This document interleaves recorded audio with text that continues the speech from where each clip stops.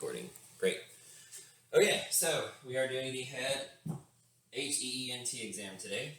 My patient here, LP, do we have your permission to do an exam uploaded to YouTube for public viewing? Yes. Okay, great.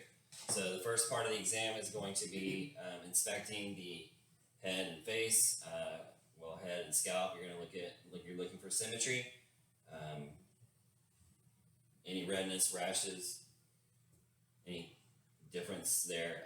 Okay, so the hair, you're going to look at the hair if it's a male for balding, anything abnormal with the hair. Really, that's it. Face should be symmetrical, which it is, and that's the inspection part. So the next part we're going to do is we're going to palpate, and you're going to start on the skull, and you're going to go into there, and you're going to start at the top, work your way in the back, go all the way to the occiput area,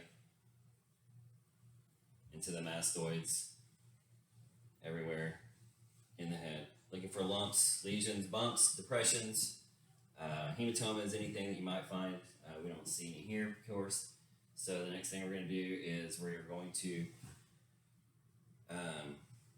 go to the maxillary and frontal sinuses, and we're going to palpate on those, okay? And so that's all good, no tenderness or irritation with that, okay? Then we are going to move on to the eyes. So the first thing, you're going to look at the eyes, and we're looking for symmetry, any lesions, redness again, discharge, anything like that. We're going to look for ptosis, anything abnormal in there. Look at the eyebrows. Oh, by the way, when we're doing the face, we're going to palpate or check for the temporal arteries right here. And yeah, I forgot that, but there you go. Back to the eyes. So you're going to check the conjunctiva. It should be pink. It's going to be at the bottom. Yes, and it's at the top, but I won't do that. And both sides right there. Those look good. You're going to check the lacrimal glands. They're going to be inside in here, right there. Ptosis, meiosis. So that's good on that. The next thing we're going to do is take a light. Well, we're going to do visual acuity. So visual acuity with your the handheld Snellen chart is going to be 6 feet from the patient. You're going to have the patient cover one eye. So cover your right eye. You would read the chart. You would cover, you don't have to read it. Cover the opposite eye. Do the same thing. And then you would have them read it with both eyes looking at it. And that's going to check their visual acuity. Next test.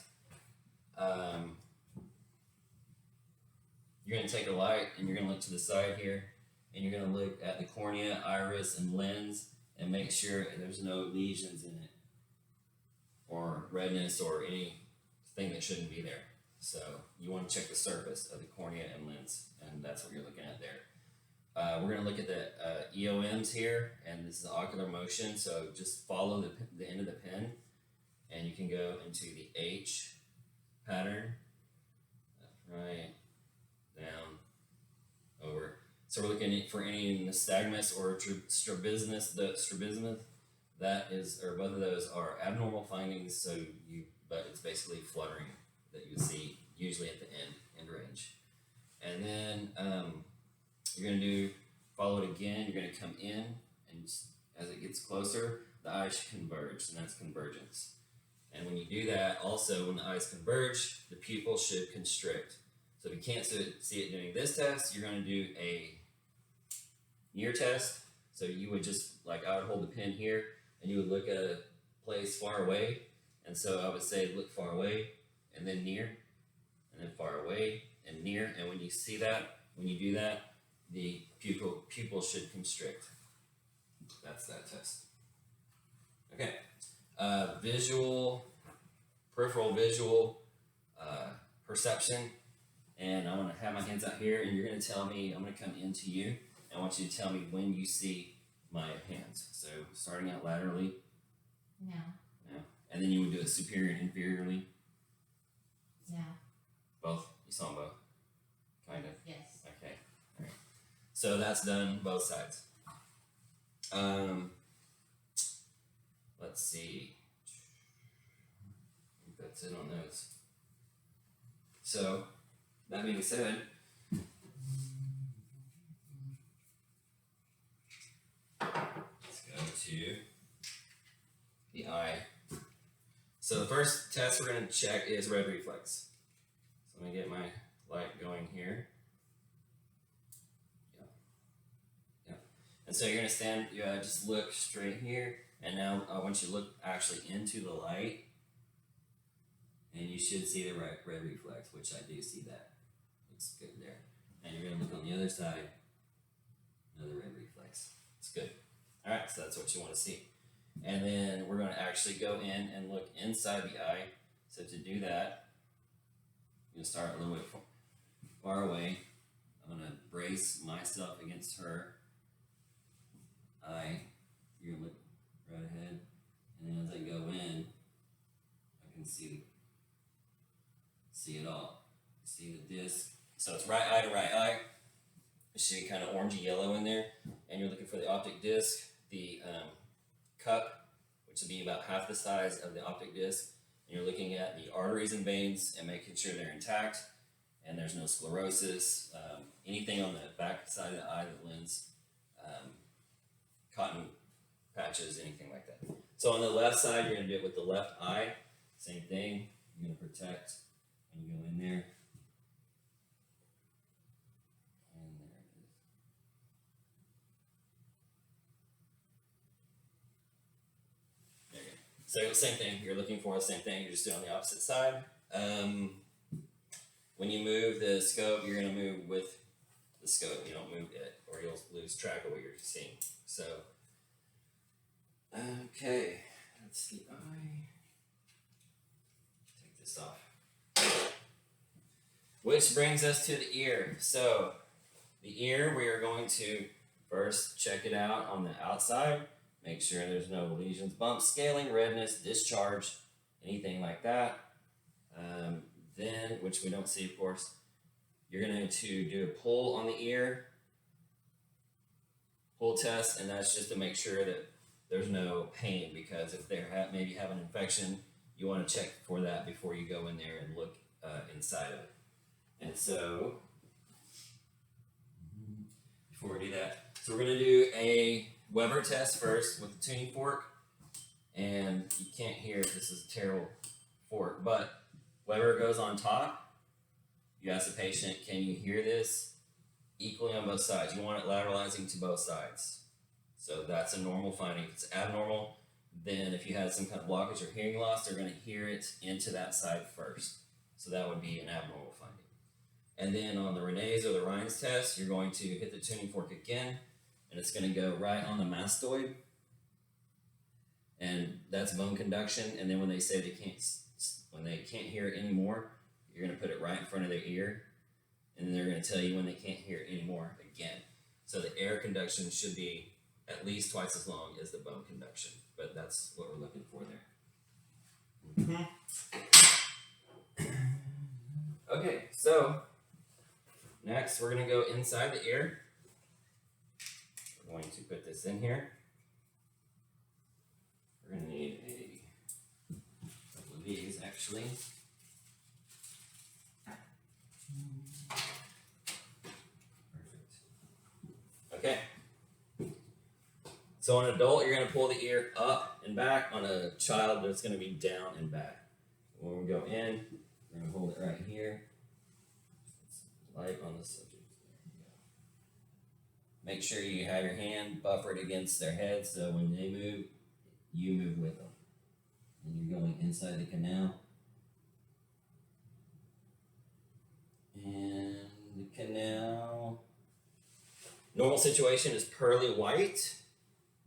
And that is, you may see some serum in there, but you're looking for the incus, malleus, and umbra. You don't want to see any bulging that could indicate an infection, no redness. You don't want to see any of that. That's really it for the ear.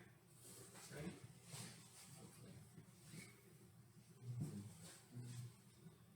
Ear, we need the outside, we need the inside. Next is nose. So the first thing you do, you're going to look at the outside of the nose. It should be symmetrical. Should be no discharge. There should be fine there. What we're going to do is you're going to go in, you're going to raise it up, and you're going to look inside, and you're going to look for the mucosa and the turbinates, and they should be smooth and well vascularized, pink. You don't want to see any discharge, and you can check the septum to make sure the septum is in the right area.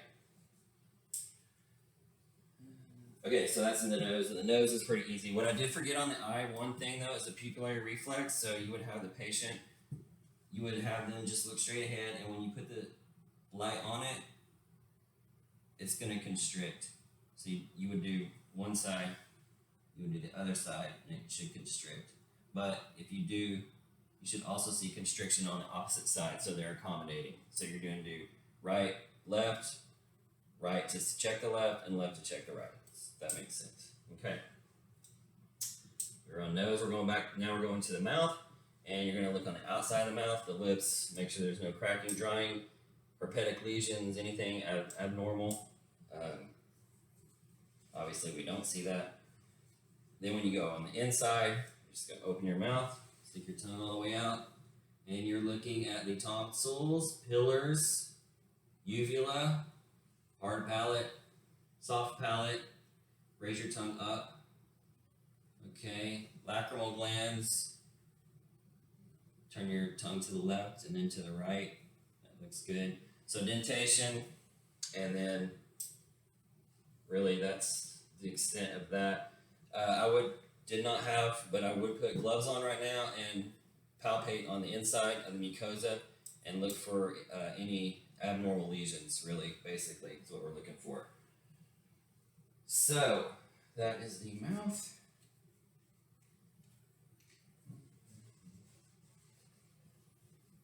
Next is the neck.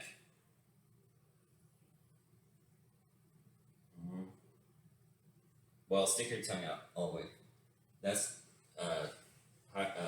hypoglossal nerve, cranial nerve 11. So it should be in line, midline. And then the H test on the visual fields, that's cranial nerve 3, 4, and 6. Shrug your shoulders up. Okay. That's all good there. Cranial nerve. That's cranial nerve 11, actually. Okay. On the neck, what you're going to do, you can do it two ways. You can come behind the patient here, and after inspection, you're going to inspect the neck, of course, for any problems, lesions, bumps. But you're going to go to the cricoid process there, right below the hyoid bone, and you're going to feel for the thyroid. And you want to make sure that it's symmetrical, number one. It's not bigger on one side or the other. You're looking for any goiters or any abnormal growths, any lumping, things like that. The trachea should be midline. It should be freely movable, which it is. And we're also going to palpate the lymph nodes. And the lymph nodes are your occipital nodes right here. You got your postauricular. You got your preauricular nodes. You're going to do this with the fatty palms of, the palms of 3 fingers. So postauricular, preauricular, tonsillar, submandibular, submental. You got your anterior and posterior cervical chain right along the SCM, right there. And the deep cervicals, you would have the patient slightly bend to one side, and you're going to palpate on the side they bend to. And that's going to take the tension out of the SCM, which allows you to feel for the deep cervical lymph. And then you're going to go right above the clavicle, supraclavicular, and you're going to go on your infraclavicular lymph nodes. Okay, so I believe that is the whole exam. And I don't think I missed anything. So do I want to take a shot and get 2 points off and look at my notes or not?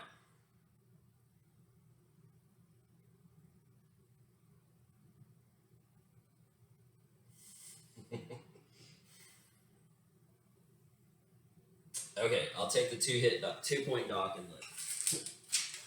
Just in case. Let's get light reflex. Pupillary response, did it, visual fields.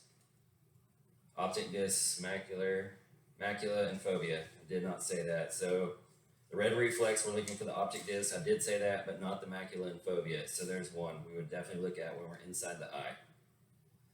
Exophthalmos, ptosis, and redness, we did say that. We checked the lacrimal system, yes. Tympanic membrane, we got that. Rovers and Rhines, nose, throat. Palpation, I think I got all of it, so 1. So I'm +1 on that. That concludes my exam.